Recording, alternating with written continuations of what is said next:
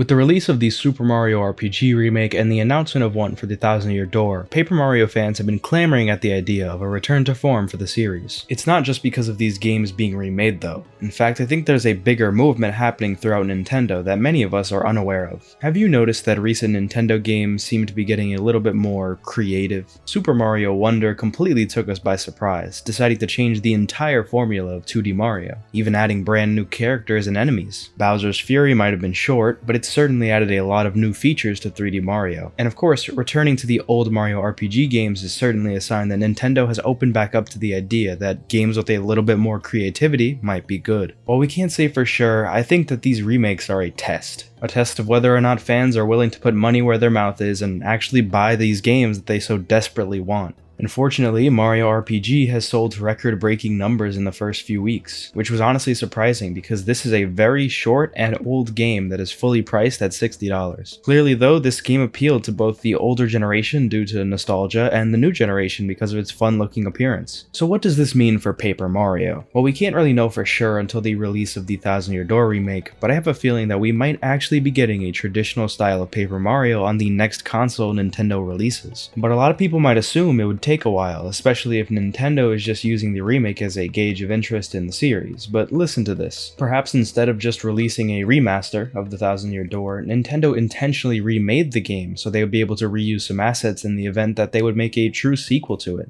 And think about how genius this is. Did you notice in the Thousand Year Door and Mario RPG remake trailers how there were barely any allusions to the fact that these games were remakes? Would you put it past Nintendo's marketing team to say how beneficial it would be to say that these games are basically entirely new? Because I think that's exactly what they're doing. I mean, wouldn't it make sense that plenty of kids ask their parents for this new Mario game? The Thousand Year Door is 20 years old, and Mario RPG is 28 years old. And I'm only 19, so if I wasn't a true fan of the series, I wouldn't have a clue about these games. So just imagine little 10-year-old Timmy seeing these trailers. Of course he wouldn't know about these older releases. These kids grew up with Mario Odyssey and The Origami King, so to them, this is all new. I mean, I certainly wouldn't complain if the series went in this direction, because we've all been wanting sequels to these games since forever. The only thing that would prevent this is if the Thousand Year Door remake would flop, which definitely isn't happening if Mario RPG can sell this well. Perhaps Nintendo realized that they can kinda do no wrong with anything Mario related, and decided to actually listen to the die-hard fans' wishes, something that the Pokemon developers desperately need to learn from. Finally deciding to appeal to the fans could prove to even boost the sales of a new hypothetical Paper Mario game even higher than the Origami Kings. So now, I want to focus on what this game would actually be. We all love Thousand Year Door, of course, but for some reason I feel like if a sequel came out and it was too similar, we wouldn't like it as much. So how can Nintendo move the series forward while still going back to its original style? First, let's establish some non-negotiables of the series. Of course, we need the traditional battle system from the first two games, not some dumb sticker, paint, or puzzle gimmick.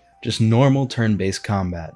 And perhaps Super Paper Mario style could work, and we certainly would enjoy it a little bit. I just don't think that we're going back to that though. A big thing that needs to be considered though is how they can make a battle feel worth it. This is an issue that has plagued so many of these Paper Mario games, starting in Sticker Star where your reward for battling is basically nothing. Honestly, maybe Sticker Star should have had the no battle style like Super Paper Mario. Thousand Year Door did a pretty good job at making the fights feel important since you had the ability to level up and whatnot, although that was nowhere near perfect, and is certainly a major area of improvement for the next game and even the remake. Next, original characters are a must. If I want to encounter Toads and Goombas all the time, I'll play an old mainline Mario game. But these spin-offs need to bring something new to the table. I want enemies so original that I can't even predict what they'll look like. In addition to this, I think we absolutely need partners to join our party. Origami King kinda brought this back, but not really since they were more like temporary companions and their designs weren't anything special either. I want real partners that fight with you in battle and give you different abilities in the overworld. The last thing that absolutely must stay from the original games is the focus on story. Ask anyone who's played RPG games what they remember most from their favorite titles, and I guarantee the majority of people will mention the way the story made them feel or the lessons they learned from it. Even if a future Paper Mario game brought back the original battle system, if it has a story like Sticker Star, I will hate it.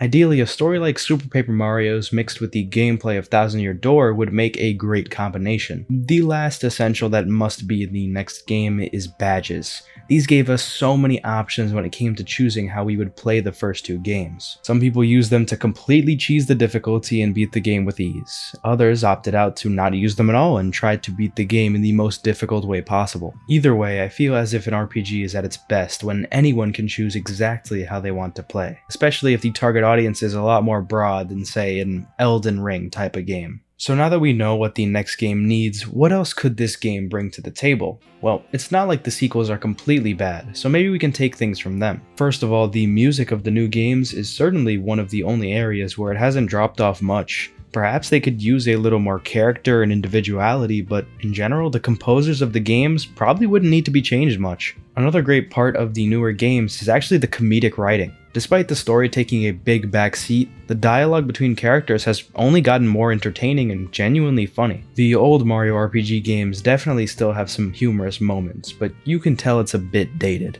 Besides Paper Mario, I think that the series can actually take a lot from the Mario RPG remake. I was actually a huge fan of the cutscenes they animated for the game because it made important moments feel just that more special. Maybe if they did one for whenever you meet a new partner or something, it could be a really charming addition. Also, what if you had special moves that you could activate depending on what partners you have in your party? Games that have this in their battle system are usually just a lot more fun to play because you can truly customize your experience. When it comes down to it, I only really want a new Paper Mario game to do what Thousand Year Door did for the original. Don't try and reinvent the wheel. Instead, see how far we can take this already amazing groundwork for a game. I think a lot of people are confused when they ask for another game like Thousand Year Door. They don't really want another game exactly like it. That wouldn't truly be enough. Nintendo even understood this and went a whole new direction with Super Paper Mario. So when we ask for a sequel to the Thousand Year Door, we really just want a brand new setting with new characters and story, just with that same traditional gameplay style that we all love. Like honestly, the story of Super Paper Mario could have definitely still worked if the game was like Thousand Year Door in terms of gameplay. Even the whole flipping mechanic could have stayed. What I'm more concerned about though is what we actually don't want in a sequel. Nintendo, being the company that it is, really likes introducing hardware related gimmicks to its games. If a console has a cool new feature, they will use it for their main Mario and Zelda games. Just take a look at the Wii with Mario Galaxy, Super Paper Mario, and Skyward Sword's usage of the Wiimote.